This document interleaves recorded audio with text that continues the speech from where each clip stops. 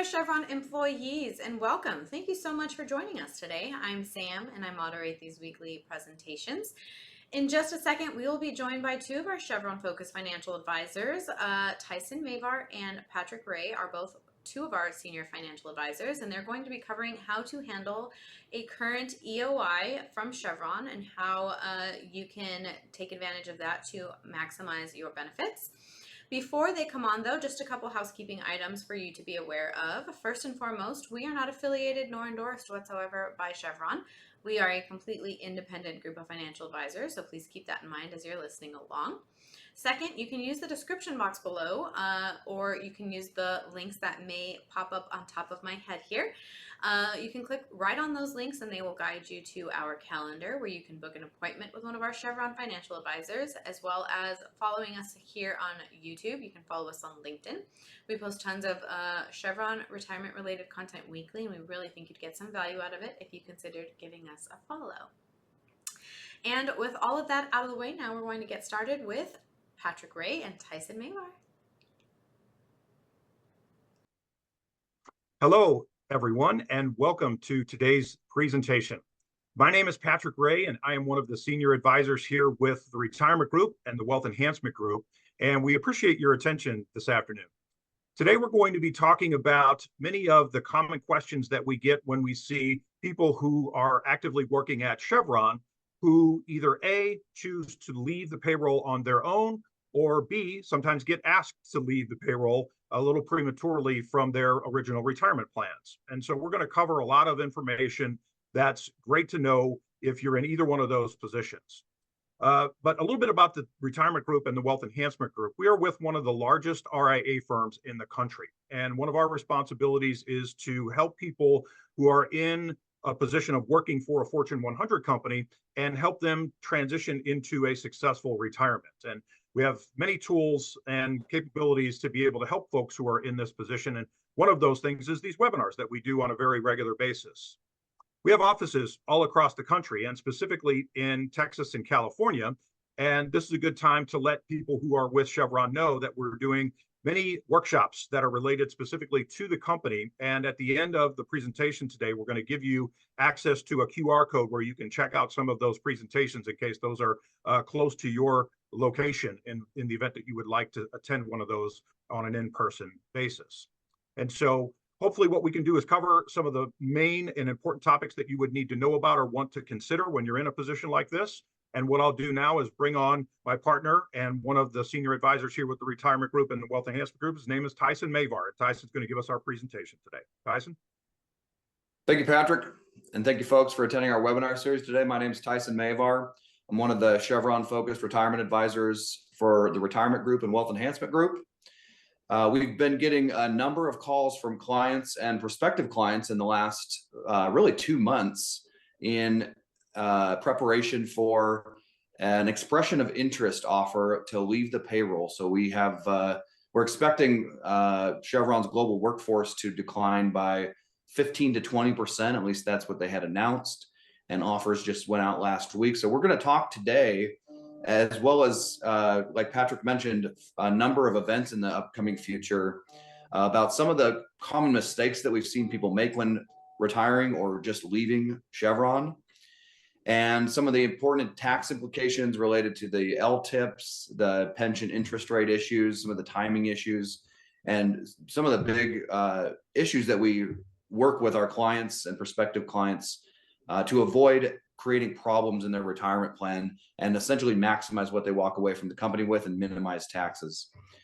So today we're going to talk about first the long-term incentive program, or LTIPs for short.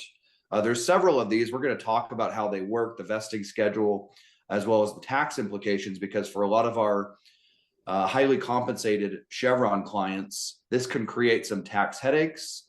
But by understanding the rules related to these LTIPs, we can oftentimes reduce the total taxable income related to the vesting as well as the exercising of these different LTIPs. So something that they have in common, normally you're going to forfeit your LTIPs that aren't vested by the 10th of February after the year after your grant date. So you'll lose these options in almost every scenario, whether they're restricted stock units, performance shares, or stock options. Now, for those that were granted prior to the year before your retirement date, with the exception of somebody who's retiring after or leaving the payroll after February 10th, which presumably would be the case in this accelerated EOI and the regular EOI later in the year. Your vesting is a function of your years of service or total points, which is age plus years of service, as well as your age. And somebody who leaves payroll either beyond their 65th birthday or with 90 points of age of service is going to be 100% vested in all of their LTIPs. Pretty big deal for a lot of people. So that might be a consideration on whether or not to take an offer. If you're giving up a significant number of your LTIPs, maybe worth sticking around a little bit longer on payroll. Now, if you are either age 60, at least age 60, and or have at least 75 points, it's a partial vest, and it's going to be prorated. Your LTIPs will be vested as a function of how long you have had them toward the total vesting period. So, for example, restricted stock units, 5-year vest. If you have 3 years out of the 5 years, those RSUs would be 60% vested. And it's going to be just a function of how long you are on payroll and how far you are from the total vesting date for all of them, not just the RSUs. So pretty big milestones there, can be really helpful and pretty valuable for meeting the points and or the age criteria for having more shares vested upon your retirement or transition out of Chevron. Now, of course, the LTIPs are administered by Morgan Stanley.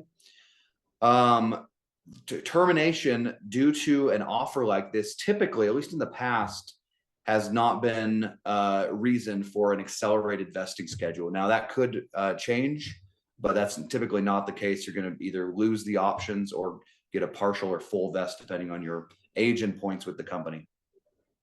Now, the restricted stock units I mentioned earlier, those are a 5-year vest.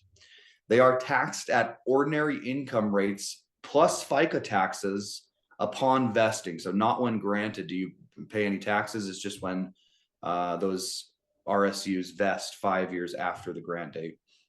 And they used to be paid out as cash, but now they're paid out as shares of Chevron stock. So a consideration for selling these, depending on your tax bracket status, whether or not you want the income, the taxable income that year, as well as the concentration risk. If you have quite a bit of Chevron stock already, that might be a consideration for potentially selling those shares of stock at some point in the future, but being mindful of long-term and short-term capital gains tax rates, as well as your tax bracket the year that you're considering making that sale after those restricted stock units went out of restriction or became vested.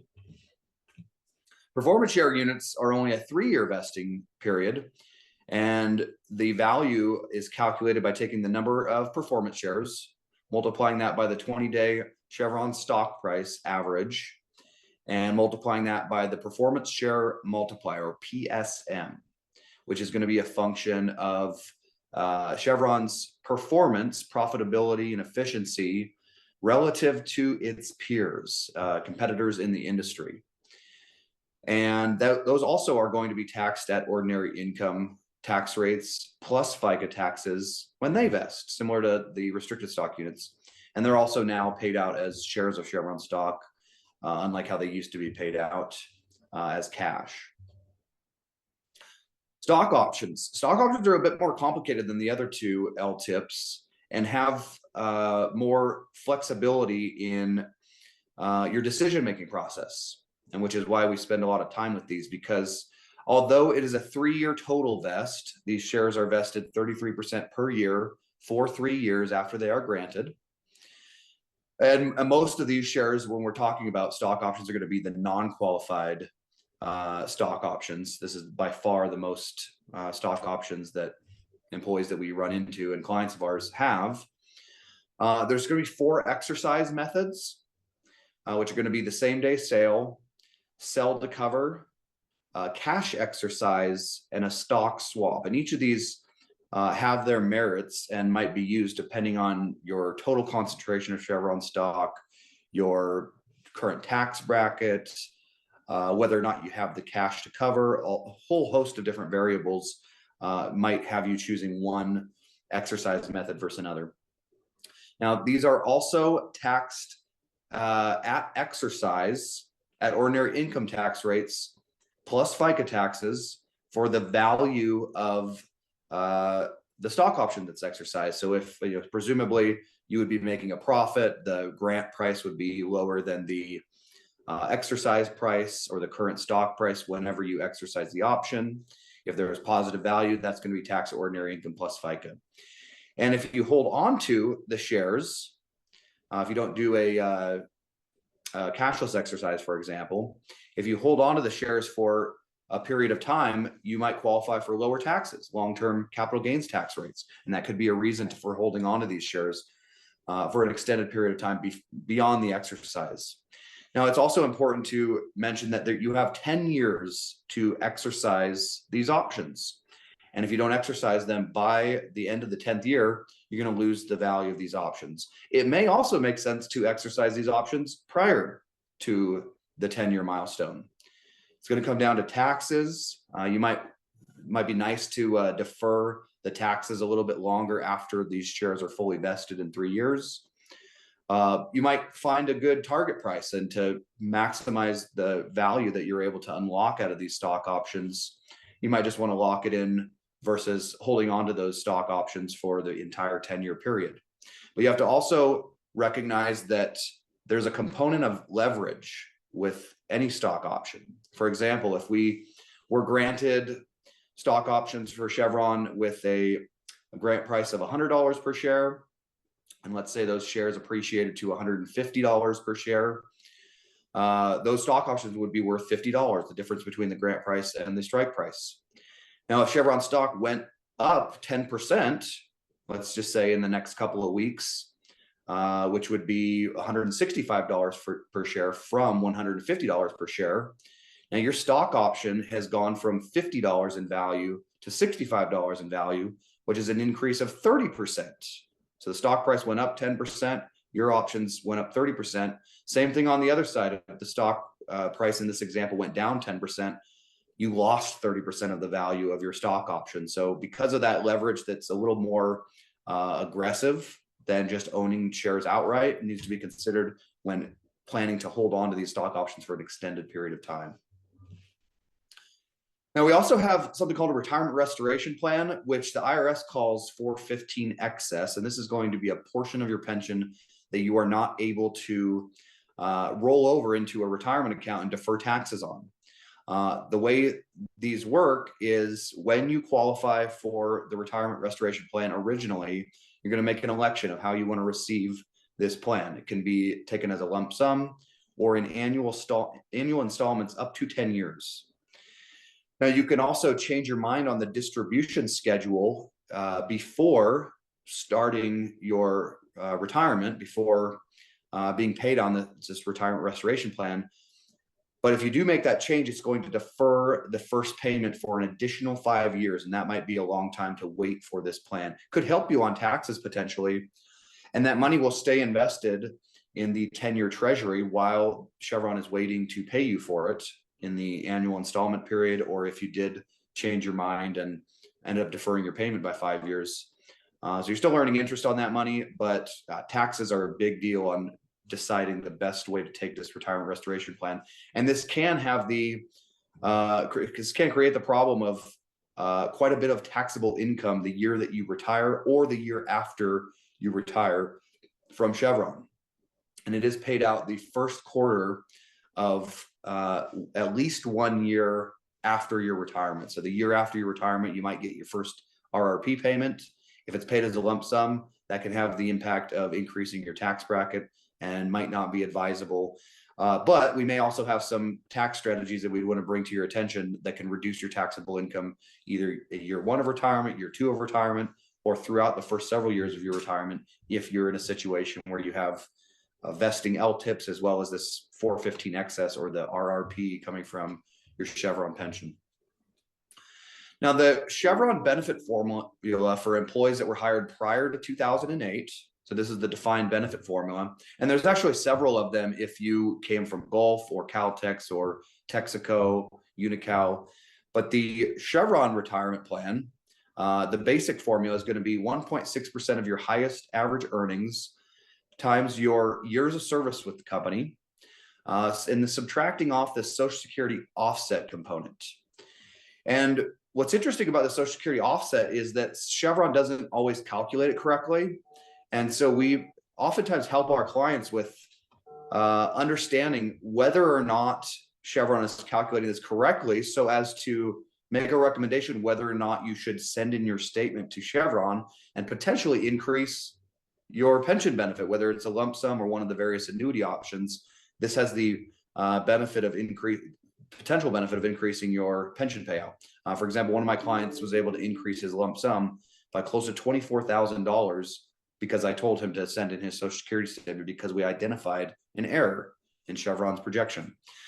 So the Social Security offset component of your pension formula, it's going to be 1.3% of your projected age 65 primary Social Security benefit amount, or PIA, primary insurance amount, as they will call it on your pension modeling statement.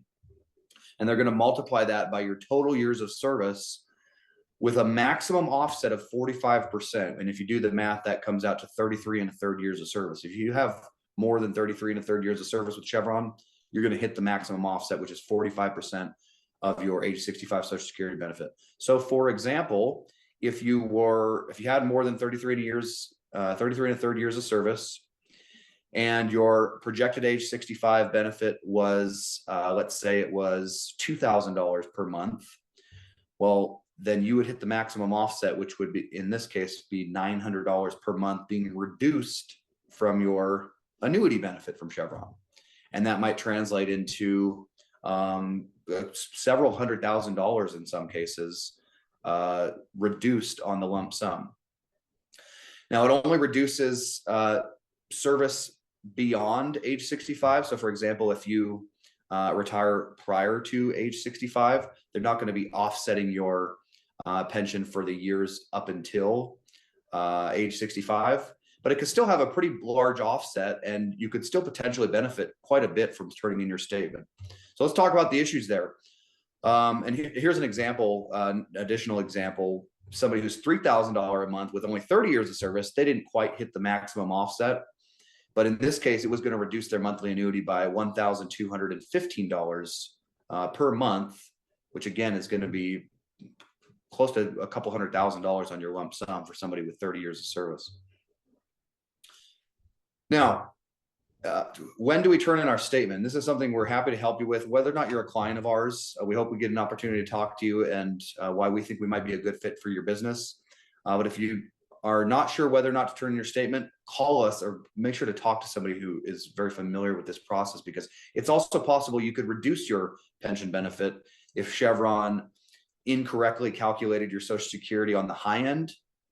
Then you wouldn't want to turn in your statement, of course, because it's possible they could reduce your pension benefit, lump sum and annuity. So what do? We look at your SSI PIA, your age 65 PIA, which is on your pension modeling statement. We're going to run a calculation using your Social Security statement that can be found on the Social Security Administration's website. You run a projection. We modify that to calculate the age 65 benefit, which is no longer full retirement age. Most people, it's age 67. And some people are still age 66 or age 66 and change. So a conversion needs to be done to move this back to age 65. And then we compare the two. And if your age 65 Social Security, your actual benefit is lower than what Chevron is showing on your modeling statement, that's when we have an argument to turn in the statement. And we can actually project how much we think you're going to increase your annuity by, and as a result, your lump sum as well. So let us know if you need help with that. You have to turn in your statement if you choose to by the later of your benefit commencement date or 6 months after your retirement. And we work with a number of people who defer the election of their pension, whether it's to age out of penalties or to discover a more favorable lump sum interest rate environment. And there's a number of reasons you might defer the election of your pension. Just know that you have to turn in your statement by your benefit commencement date or 6 months after your retirement, whichever is a later date, if you choose to turn in your statement.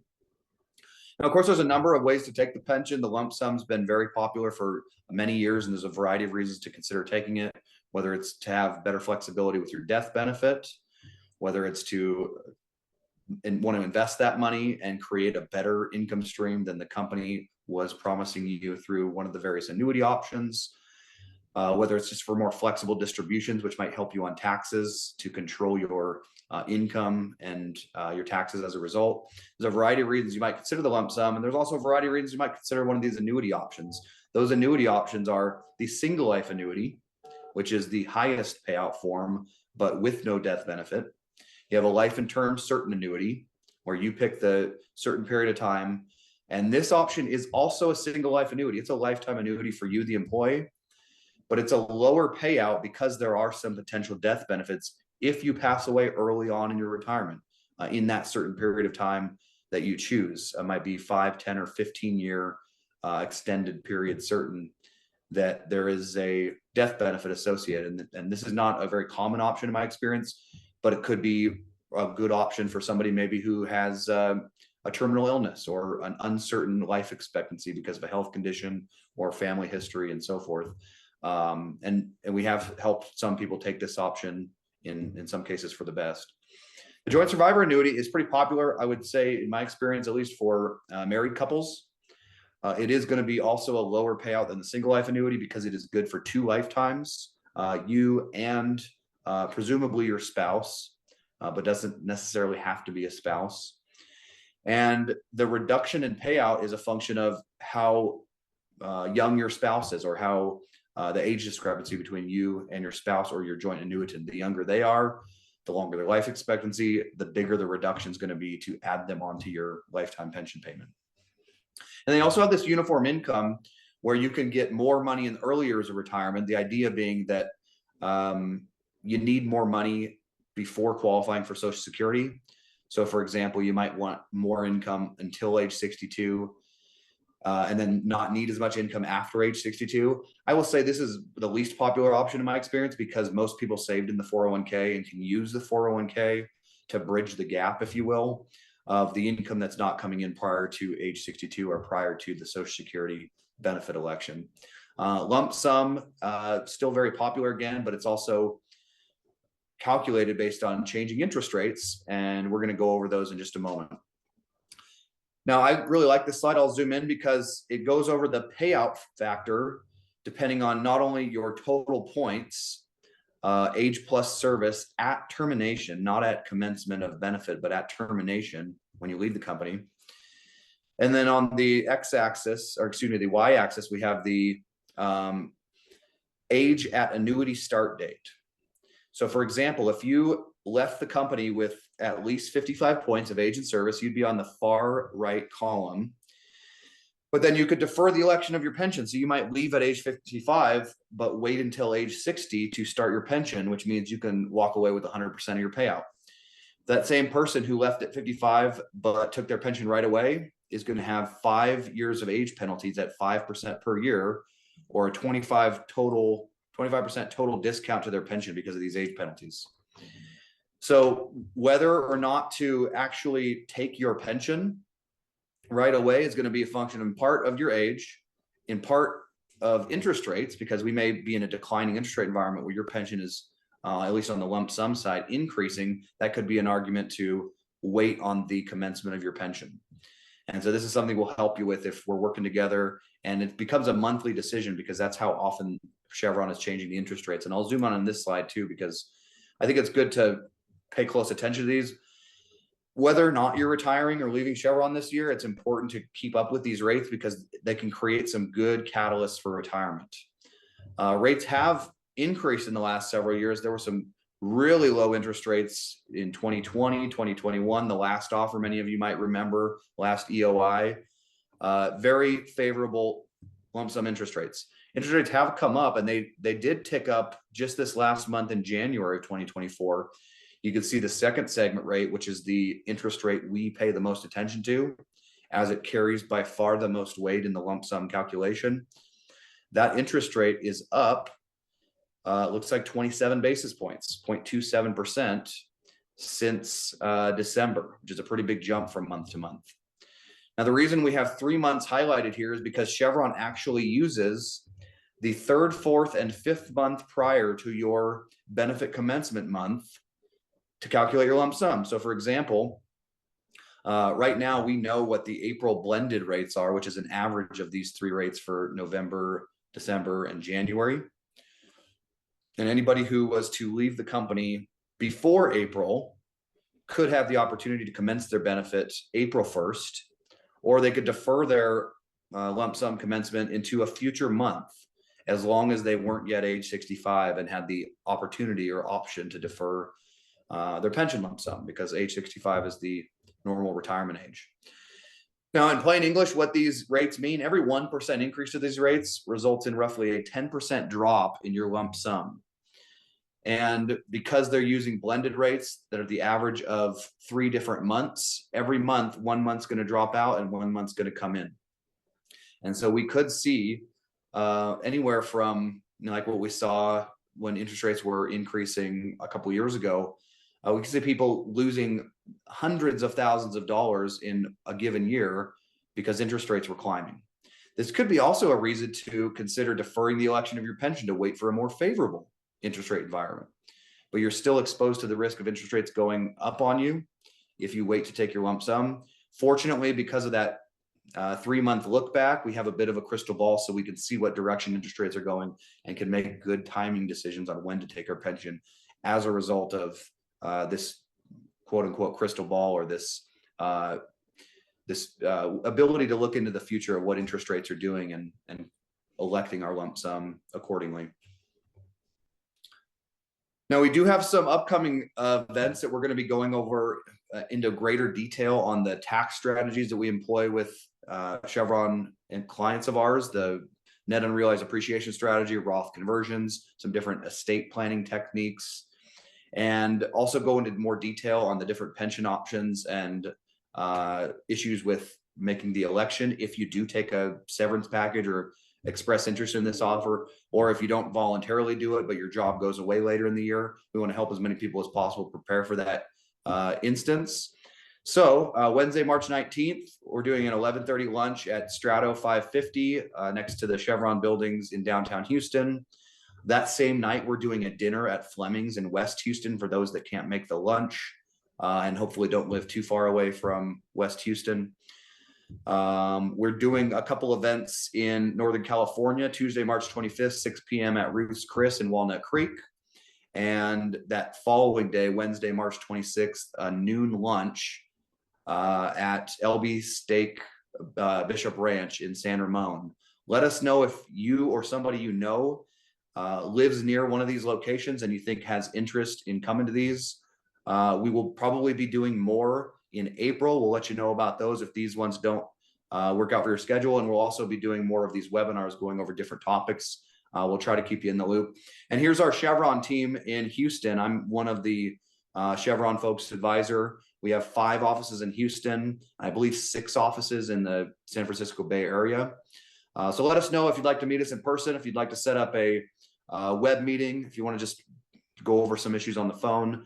We have several complimentary reports that we offer to do for Chevron employees, whether or not you're a client. The cash flow analysis, I would say, is probably the most valuable of these reports. So let us know if you have interest in having us run your numbers, or if you just want to chat on the phone or get on a web meeting, or maybe meet in person at one of the locations, or even at your home if you don't live too far from the Houston or San Ramon areas. Just let us know. We're here to help folks. We're certainly interested in earning your business, but more importantly, we're interested in maintaining a good reputation among the Chevron community, as we have had one for a number of years now. And a statistic I bring up at all my seminars, 74% of Americans over the age of 50 don't have a written plan for retirement. Don't be part of the statistics, folks. There's no reason not to do this, given a number of companies, including ours, are happy to do this for you on a complimentary basis. And in doing so, we'll talk to you about our value proposition, the services that we offer, the cost of our services, and why we think we might be a good fit for your business. If you'd like to schedule a meeting with us, you can go to our LinkedIn page. Here's a QR code. There's also some great content on there. And then if you'd like to meet with myself or one of my colleagues, you can email us at info@theretirementgroup.com. You could call us at 800-900-5867, or you can take a picture of this QR code. It'll get you onto the calendar, and one of us will follow up with you to hopefully help you out in whatever way that we can. And the best way, I believe, to do that is have us run a cash flow analysis, and we'll give you the best advice that we have on whether or not you need to work after you leave Chevron, what type of investments you ought to be considering after you leave the company, the tax and distribution strategy that's going to allow your money to last as long as possible, and some of the other Chevron specific strategies that we've worked for a number of years with people in a very similar situation as yourself. So with that, we're going to wrap it up today. Thanks so much for the time, everybody. You know what? We do have a couple more minutes, Patrick, if you had any questions come up. Yeah, Tyson, let's get into a couple of questions before we let these folks go for the afternoon. First question is, are you able to help me calculate the Social Security offset as well as my age 65 Social Security benefit? Speak to that for just a second. 100%, yes. We can do it pretty easily. We do it all the time because we have a number of clients that retire from Chevron. So absolutely, just let us know. We'll tell you where to go. We'll help you gather the information, and then we'll help you with the assessment, and also give you a projection on how much we think it'll be worth to you. Negative or positive, right? And if it's negative, we're going to recommend not sending in that statement, of course. Yeah, for sure. And maybe we can speak a little bit about this, Tyson. I know you talked a couple of minutes on the details of potential reasons why you may want to consider deferring your pension. But one of the questions is, how long can I defer my pension, and what would I be considering if I choose to do so? Yeah, so the rule is that you age 65 is the normal retirement age, so you cannot defer your benefit commencement beyond age 65. If you leave prior to 65, you can defer it as late as age 65. Now, you have to be considerate, though, of the opportunity cost of leaving the money in the plan. And so, for example, if you're planning to take the lump sum, what rate of interest do you believe you could earn on that money? And that's the cost of leaving it in the plan. So if interest rates are flat and you're gaining 5% because you're aging out of the penalties, but you believe you could easily beat 5% per year on average in an investment account like an IRA, then you might consider taking your pension out even before those age penalties have been satisfied. And then, of course, the interest rates we talked about, if interest rates are increasing, your lump sum is going to be losing value. So you probably want to get it out pretty quick, not only to reinvest it, but avoid losses associated with interest rate hikes. And on the other hand, if interest rates are falling, that could be an argument to leave the pension alone until they flatten out or start going back up. So you get effectively a guarantee, guaranteed by Chevron, of increases to your lump sum. Yeah. Okay, a lot of stuff we covered, right? It's amazing how detailed all the different issues that our Chevron people have to deal with as compared to some of the other companies that we help people retire from. So with that, we're going to let you go for the afternoon. Thank you very much for joining us. I hope you found some value in what we had to talk to you about today. And if you hadn't already, take a look at the landing spots, because the QR code that we presented shows you where and when you can sign up for some of these live workshops in the event that they're happening in your area and you wish to attend in person. So with that, we'll let you go for the afternoon. Thank you very much for your time. And until next time, we'll see you. Thank you, folks.